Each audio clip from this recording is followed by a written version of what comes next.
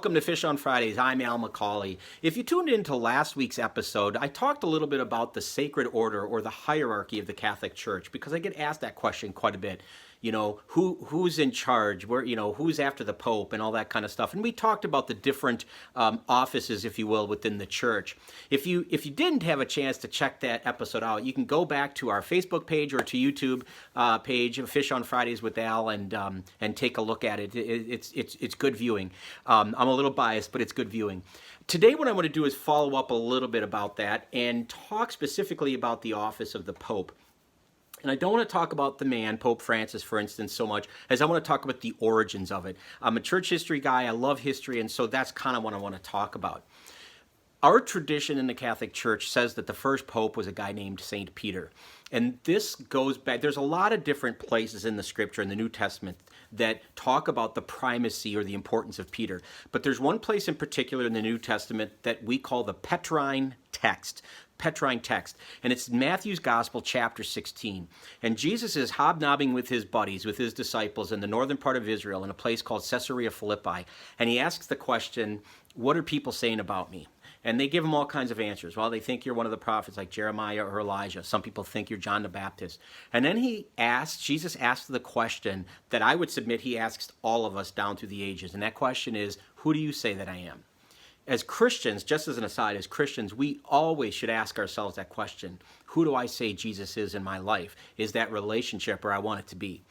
But he put that question to his followers, the people who had been living with them, who have been listening to him preach, who have been watching him perform these miracles. And so he asked them, well, what do you say about me? Who do you think that I am? What do you say? And Simon says, well, you're the Christ, you're the Messiah. And so Jesus does a lot here in the verses. And again, chapter 16 of Matthew's Gospel, Jesus says, you're blessed because you don't know this because of your own accord, but my Father has revealed it to you. So there's a supernatural element to this. Peter is made aware of this reality of Christ, of Jesus being the Christ, of the anointed one, the Messiah, because this has been graced or given to him by God. And so that knowledge is of divine origin. But he says, because you said this, Peter, I'm going to change your name from Simon to Peter, which means rock. And on this rock, I will build my church. Now, that's an important line. We're going to get to it. I'm going to put it in the back burner. We'll get back to it later. But he says, on this rock, on you, the rock, I will build my church. And then Jesus goes on and says, I will give you the keys to the kingdom of heaven. What you bind on earth will be bound in heaven. What you loose on earth will be loosed in heaven. Now, I could be wrong because I wasn't there 2,000 years ago, but I have to assume Jesus meant the key thing a little metaphorically. I don't think he pulled out of his pocket a set of car keys or house keys and actually gave him keys to the kingdom of heaven. And as an aside, by the way, if you've ever heard a good joke about somebody dying and going to the pearly gates and they're met by St. Peter, that's why. It's because Jesus gave him the keys to the kingdom of heaven. And that's why St. Peter always meets people at the pearly gates in those great jokes. But anyway, when he gives Peter the keys, what he's really saying is, I give you trust. I give you responsibility. Don't mess this up. You're in charge. You have authority. You have power. You have responsibility. When my wife and I would go on vacation when our kids were younger, even still today, if we were to leave town for a few days or for a week, we would give our neighbors, Mike and Blanca, the keys to our house and ask them, bring in the mail. Can you water the plants and just make sure everything's fine? What we're really doing when we give them the keys is we're giving them power. We're giving them authority over our house and all of its contents. And ultimately, we're giving them responsibility and trust. That when we come back home, it'll be the way we really want it, and it'll have been taken care of. And so that's what Jesus is doing to Peter. He's basically saying, this is yours, I entrust this to you. And we as Catholics believe that authority did not just die with Peter, that it's passed on subsequently to every other pope down through history. Now, here's a great trivia question you can wow your family and friends with. If everybody realizes that Peter is the first pope, the great question is, who's the second pope? And the answer is Linus.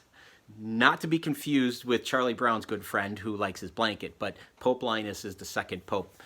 If you take Peter as the first pope all the way to Pope Francis is pope number 266. In 2,000 years, we've had that unbroken line of 266 men who have been popes. Now let's get back to this a little bit. I told you there was something I was going to kind of bring off the back burner. Jesus says to Peter, you are rock. That's what your name means. Petros means rock. And on this rock, I will build my church. That is significant because Peter is going to be killed. He's going to be crucified. And tradition tells us he was crucified upside down in the year 64 AD. If you don't know the story, he was crucified upside down because when he was arrested and taken out to be executed, he told his executioners, I'm not worthy to die the way Jesus did. And so they turned him upside down instead of crucifying him in the same way that Christ was killed. So Peter was crucified upside down. He was taken down from the cross and he was buried in Rome. That's where he was killed, was in Rome. So he was buried there.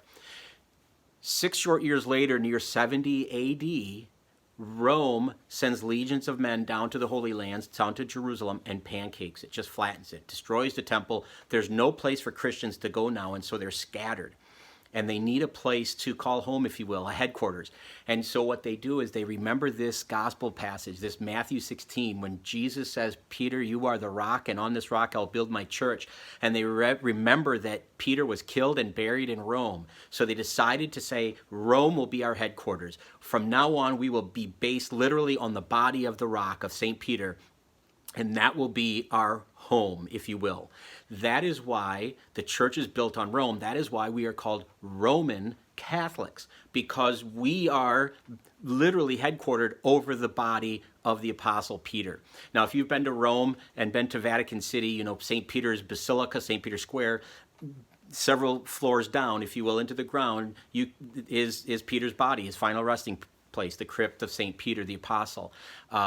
So St. Peter's Square is named after him. Now, what's interesting about all of that, if you've ever been to Rome, you've seen this. There are keys everywhere. There are mosaics. They're in the floor. They're in the flag of the Vatican. In 1929, Pope Pius XI commissioned the papal flag. And he had the crossed keys to represent the authority given to the Pope, every subsequent Pope after Peter. If you were to look at Vatican, specifically St. Peter's Square, from the air, if you could get an aerial view of it, the whole thing is shaped like a key. The idea of keys are everywhere. They're door handles. They're used. The symbol of the key is everywhere in Rome because it's supposed to evoke our imagination of that authority that Jesus gave to Peter, who is considered the first pope. The last thing I want to say about this, and then I'll finish up. I'll end up here. Is every time a pope is elected, they're elected at a process called a conclave. So when a pope dies or when a pope resigns, there is a process where all the cardinals in the church come from wherever they are around the world, and they are locked in with a key into the Sistine Chapel. Okay, the Sistine Chapel is the famous one with the Michelangelo ceiling on it, okay, named after Pope Sixtus. That's why it's called the Sistine Chapel. They're locked in there with key. Conclave means with key. They're locked in with key, and they vote amongst themselves for one of themselves. And when one of them is chosen, they emerge as the new Peter with the new authority. What's the symbol of his authority? The key. So he emerges from the conclave with key. So that's why it's called a conclave. So every aspect of this is just riddled with keys, and again, to evoke that imagination and to remind us all of this authority that Christ gave, this earthly authority that Christ gave to Peter and to every subsequent bishop of Rome ever since then. So that's a lot, but I hope this has made sense. If you have friends that you think might be interested in this, maybe people who are not Catholic, who never understood the idea of the papacy or why we're called Roman Catholics, please feel free to share this. I'd ask you, if you feel like it, to subscribe to our YouTube channel. Check us out on Facebook. If you have any comments or questions, please feel free to leave them. I hope you will continue to tune in to Fish on Fridays. Until next time, be good to each other, and God bless.